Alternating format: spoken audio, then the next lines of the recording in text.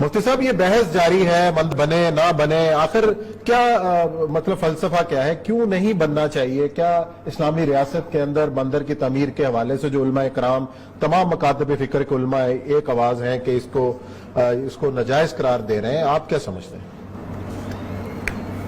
पहली बात तो ये है निहायत अदब व एहतराम के साथ कि चंद मुस्तस्नियात के सिवा आपका जो इलेक्ट्रॉनिक मीडिया है उसमें हमारे लिबरल दोस्तों की यलगार है, और हम दीन के हक में कोई बात करें तो सब चूक पड़ते हैं। आपको याद होगा कि जब हमने तमाम तर एहतियाती तदाबीर के साथ मस्जिदें खोलने की बात की तो सारे का सारा इलेक्ट्रॉनिक मीडिया जैसे कयामत टूट गई है। के बाद में प्राइम मिनिस्टर ने कहा कि मस्जिदों से कोई भी वायरस नहीं फैला, तबाही नहीं फैली जी।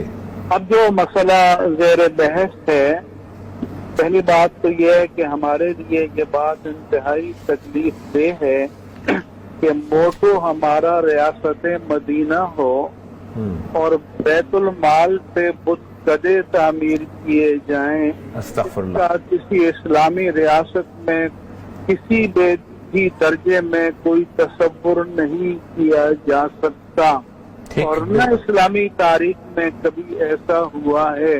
लेकिन जब हम ये बात करेंगे तो आपके लिबरल कहेंगे जी अक़लियतों के हुकूक में, तो कहते हो अक़लियत की टर्म भी मना करो, इस्तेमाल न करो। मुस्लिम पाकिस्तानी, नॉन मुस्लिम पाकिस्तानी, अक़लियत एक रिलेटिव टर्म है कि यहाँ पर मसलन हिंदू आबादी के एतबार से अक़लियत में है तो इंडिया में 20 करोड़ मुसलमान अक़लियत में है।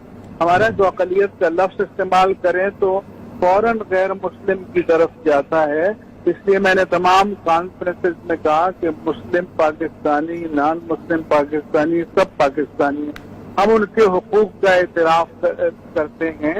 इस्लाम ने हजरत उमर फारूक रज़ी अल्लाह तआला अन्हु ने जब बैतुल मक़दिस फतह किया तो उनको ये गारंटी दी कि आपके जो सौम्या हैं, आपके चर्चेज हैं, आपके कनीसा हैं, उनको छेड़ा नहीं जाएगा, उस पर कब्जा नहीं किया जाएगा।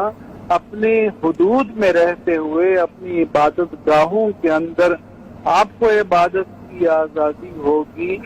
आपके बिशप को कोई कंट्रोल नहीं किया जाएगा।